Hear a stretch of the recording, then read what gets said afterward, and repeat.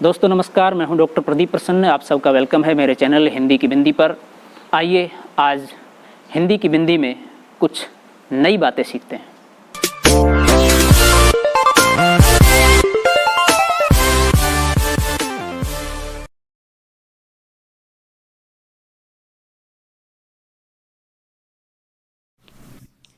विद्यार्थियों नमस्कार। आज की वीडियो में बना रहे हैं अनुच्छेद लेखन। अनुच्छेद लेखन एक पत्र का ही रूप है। अनेक प्रतियोगी परीक्षाओं में अनुच्छेद लेखन से संबंधित प्रश्न आते हैं। ये क्या होता है, किसे कहते हैं, कैसे लिखा जाता है, तो उदाहरण सहित हम पूरा अनुच्छेद लेखन आपको स्पष्ट करने की कोशिश करेंगे इस वीडियो के माध्यम से। हम वीडियो शुरू करें उससे पहले आपसे निवेदन है, यदि आपने हिंदी की बिंदी चैनल को सब्सक्राइब कर रखा है तो बहुत बहुत धन्यवाद आपका। यदि नहीं कर रखा, पहली बार आप इस चैनल की वीडियो को देख रहे हैं, तो आपसे आग्रह है इसे सब्सक्राइब जरूर कर लें और बेल आइकॉन को दबा लें ताकि कोई वीडियो बने तो उसकी सूचना आप तक पहुंच जाए। हम जो वीडियो बनाते हैं इस चैनल के माध्यम से, वो सारी वीडियो इसी प्रारूप में होती है, अर्थात आपके सामने कंटेंट होता है जिसके बारे में हम बताना चाहते हैं, जो हम बताना चाहते हैं वो होता है। इसलिए सीधा फोकस आप उसे देखें, उसको सुने और उसे समझें, उस कंटेंट को। तो आइए हम शुरू करते हैं वीडियो। अनुच्छेद की परिभाषा। किसी एक भाव या विचार को व्यक्त करने के लिए लिखे गए संबद्ध और लघु लघु वाक्य समूह को अनुच्छेद लेखन कहते हैं। दूसरे शब्दों में किसी घटना, दृश्य अथवा विषय को संक्षिप्त किंतु सारगर्भित ढंग से जिस लेखन शैली में प्रस्तुत किया जाता है उसे अनुच्छेद लेखन कहते हैं। अनुच्छेद शब्द अंग्रेजी भाषा के पैराग्राफ शब्द का हिंदी पर्याय है।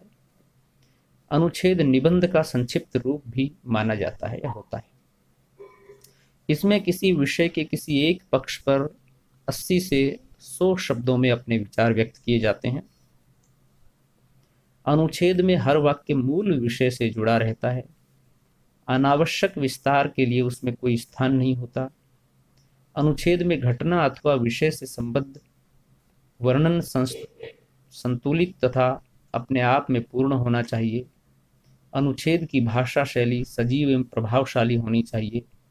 शब्दों के सही चयन के साथ लोकोक्तियों एवं मुहावरों के समुचित प्रयोग से ही भाषा शैली में उपयुक्त गुण आ सकते हैं। इसका मुख्य कार्य किसी एक विचार को इस तरह लिखना होता है जिसके सभी वाक्य एक दूसरे से बंधे होते हैं। एक भी वाक्य अनावश्यक और बेकार नहीं होना चाहिए। कार्य अनुच्छेद अपने आप में स्वतंत्र और पूर्ण होते हैं। अनुच्छेद का मुख्य विचार या भाव की कुंजी या तो आरंभ में रहती है या अंत में। उच्च कोटि के अनुच्छेद लेखन में मुख्य विचार अंत में दिया जाता है। अनुच्छेद लिखते समय निम्नलिखित बातों को ध्यान में रखना चाहिए। अनुच्छेद लिखने से पहले रूपरेखा, संकेत बिंदु आदि बनानी चाहिए। अनुच्छेद में विषय के किसी एक ही पक्ष का वर्णन करें। भाषा सरल, स्पष्ट और प्रभावशाली होनी चाहिए। एक ही बात को बार बार न दोहराएं। अनावश्यक विस्तार से बचें लेकिन विषय से न हटें। शब्द सीमा को ध्यान में रखकर ही अनुच्छेद लिखें। पूरे अनुच्छेद में एक रूपता होनी चाहिए, तारतम्यता होनी चाहिए। ऐसा नहीं कहीं कुछ लिख दिया, कहीं कुछ लिख दिया। विषय से संबंधित सूक्ति अथवा कविता की पंक्तियों का प्रयोग भी कर सकते हैं जिससे कि अनुच्छेद प्रभावी बनेगा। कहावत, मुहावरों का प्रयोग भी कर सकते हैं। अनुच्छेद की प्रमुख विशेषताएं। अनुच्छेद किसी एक भाव या विचार तथा तथ्य को एक बार एक ही स्थान पर व्यक्त करता है। इसमें अन्य विचार नहीं रहते। अनुच्छेद के वाक्य समूह में उद्देश्य की एकता रहती है। अप्रासंगिक बातों को हटा दिया जाता है। अनुच्छेद के सभी वाक्य एक दूसरे से गठित और संबद्ध होते हैं। अनुच्छेद एक स्वतंत्र और पूर्ण रचना है जिसका कोई भी वाक्य अनावश्यक नहीं होता। उच्च कोटि के अनुच्छेद लेखन में विचारों को इस क्रम में रखा जाता है कि उसका आरंभ, मध्य और अंत आसानी से व्यक्त हो जाए। अनुच्छेद सामान्यतः छोटा होता है किंतु इसकी लघुता या विस्तार विषय वस्तु पर निर्भर करता है। अनुच्छेद की भाषा सरल और स्पष्ट होनी चाहिए। उदाहरण से हम समझने का प्रयास करते हैं। समय किसी के लिए नहीं रुकता। अब ये समय को मुख्य विषय बना करके अनुच्छेद लिखा जा रहा है। समय निरंतर बीतता रहता है, कभी किसी के लिए नहीं ठहरता। जो व्यक्ति समय के मोल को पहचानता है वह अपने जीवन में उन्नति प्राप्त करता है। समय बीत जाने पर कार्य करने से भी फल की प्राप्ति नहीं होती और पश्चाताप के अतिरिक्त कुछ हाथ नहीं आता। जो विद्यार्थी सुबह समय पर उठता है, अपने दैनिक कार्य समय पर करता है तथा समय पर सोता है, वही आगे चलकर सफलता व उन्नति प्राप्त करता है।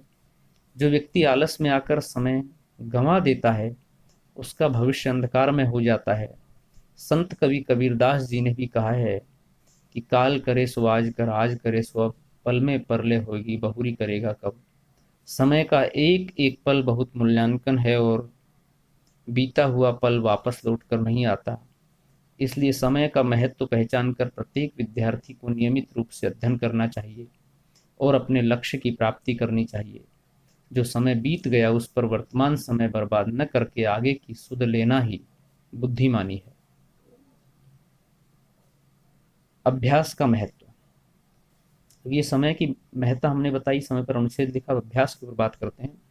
यदि निरंतर अभ्यास किया जाए तो असाध्य को भी साधा जा सकता है। ईश्वर ने सभी मनुष्यों को बुद्धि दी है। उस बुद्धि का इस्तेमाल तथा अभ्यास करके मनुष्य कुछ भी सीख सकता है। अर्जुन तथा एकलव्य ने निरंतर अभ्यास करके धनुर्विद्या में निपुणता प्राप्त की।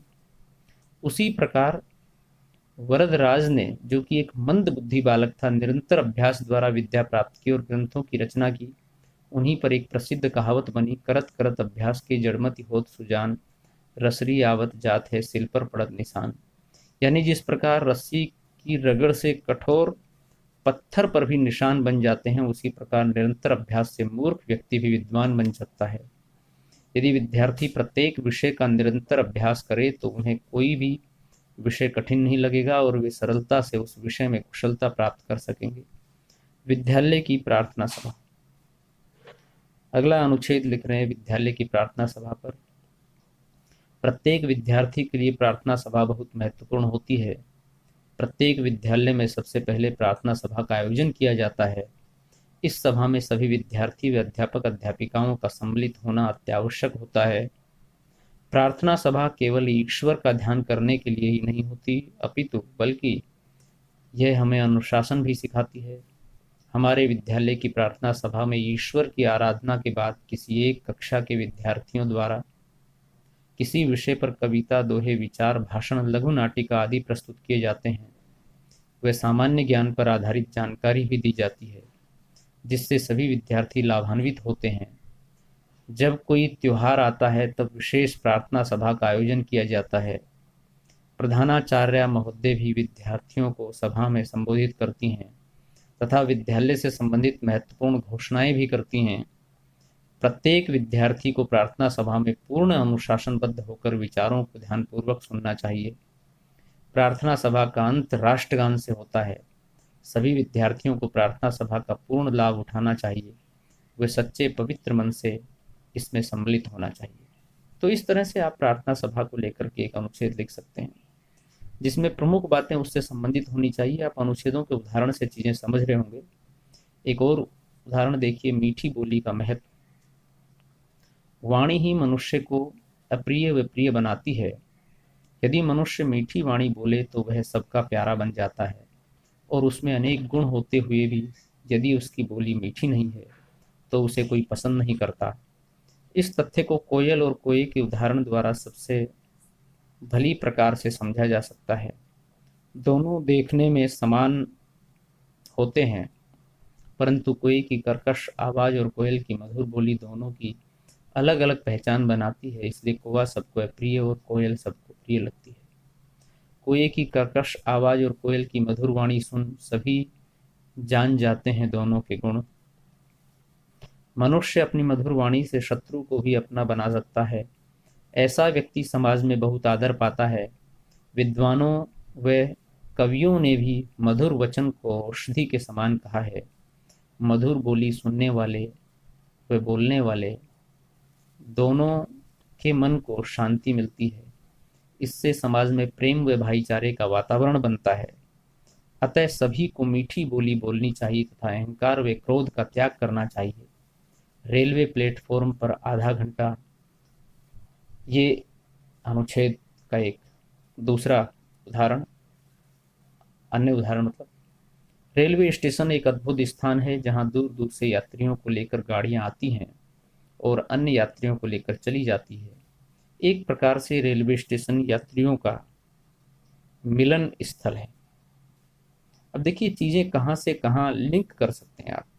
लिखने की आपकी दृष्टि, आपके शब्दकोश, आपका थोड़ा सा ज्ञान होना चाहिए तो आप चीजें बहुत अच्छे से लिख सकते हैं। अभी कुछ दिन पूर्व मैं अपने मित्र की अगवानी करने स्टेशन पर गया। प्लेटफॉर्म टिकट लेकर मैं स्टेशन के अंदर चला गया। प्लेटफॉर्म नंबर 3 पर गाड़ी को आकर रुकना था। मैं लगभग आधा घंटा पहले पहुंच गया था, अतः वहां प्रतीक्षा करने के अतिरिक्त कोई चारा नहीं था। मैंने देखा कि प्लेटफॉर्म पर काफी भीड़ थी। लोग बड़ी तेजी से आ जा रहे थे। कुली यात्रियों के साथ चलते हुए सामान को इधर उधर पहुंचा रहे थे। पुस्तकों और पत्रिकाओं में रुचि रखने वाले कुछ लोग कुछ बुक स्टॉल पर खड़े थे, पर अधिकांश लोग टहल रहे थे। कुछ लोग राजनीतिक विषयों पर गर्मा गर्म बहस में लीन थे। चाय वाला चाय चाय की आवाज लगाता हुआ घूम रहा था। कुछ लोग उससे चाय लेकर पी रहे थे। पूरी सब्जी की रेडी के इर्द गिर्द भी लोग जमा थे। महिलाएं प्राय अपने सामान के पास ही बैठी थी। बीच बीच में उद्घोषक की आवाज सुनाई दे रही थी। तभी उद्घोषणा हुई कि प्लेटफॉर्म नंबर 3 पर गाड़ी पहुंचने वाली है। चढ़ने वाले यात्री अपना अपना सामान संभाल कर तैयार हो गए। कुछ ही क्षणों में गाड़ी वहां आ पहुंची। सारे प्लेटफॉर्म पर हलचल सी मच गई। गाड़ी से जाने वाले लोग लपक कर चढ़ने की कोशिश करने लगे। उतरने वाले यात्रियों को इससे कठिनाई हुई। कुछ समय बाद ये धक्का मुक्की समाप्त हो गई। मेरा मित्र तब तक गाड़ी से उतर आया था। उसे लेकर मैं घर की ओर चल दिया। अगला अनुच्छेद है मित्र के जन्म दिन का उत्सव। मेरे मित्र रोहित का जन्मदिन था। उसने अन्य लोगों के साथ मुझे भी बुलाया।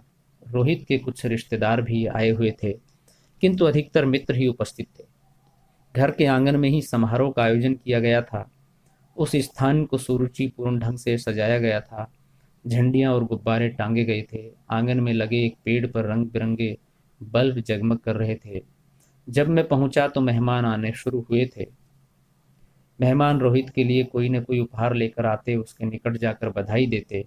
रोहित उनका धन्यवाद करता। क्रमशः लोग छोटी छोटी टोलियों में बैठकर गपशप करने लगे। संगीत की मधुर ध्वनियां गूंज रही थी। एक दो मित्र उठकर नृत्य की मुद्रा में थिरकने लगे। कुछ मित्र उस लय में अपनी तालियों का योगदान देने लगे। चारों ओर उल्लास का वातावरण था। 7 बजे के लगभग केक काटा गया। सब मित्रों ने तालियां बजाई और मिलकर बधाई का गीत गाया। माँ ने रोहित को केक खिलाया। अन्य लोगों ने भी केक खाया। फिर सभी खाना खाने लगे। खाने में अनेक प्रकार की मिठाइयाँ और नमकीन थे। चुटकुले कहते सुनते और बातें करते काफी देर हो गई। तब हमने रोहित को एक बार फिर बधाई दी, उसकी दीर्घायु की कामना की और अपने अपने घर को चल दिए। वह कार्यक्रम इतना अच्छा था कि वह भी स्मरण हो आता है। तो विद्यार्थियों, ये थी आज की वीडियो अनुच्छेद को लेकर के। आपको कैसी लगी वीडियो हमें जरूर बताएं। वीडियो आपने पूरी देखी, इसके लिए आपका बहुत बहुत धन्यवाद। यदि अच्छी लगी हो तो लाइक कीजिए, शेयर कीजिए, कमेंट्स कीजिए और हिंदी की बिंदी चैनल को सब्सक्राइब जरूर कीजिए। आपके मन में कोई सवाल है, कोई जिज्ञासा है, कोई प्रश्न है तो आप कमेंट्स के माध्यम से बताइए, हम उसका समाधान करने की कोशिश करेंगे। नेक्स्ट वीडियो में नेक्स्ट टॉपिक के साथ फिर मिलते हैं। तब तक के लिए शुक्रिया, नमस्कार।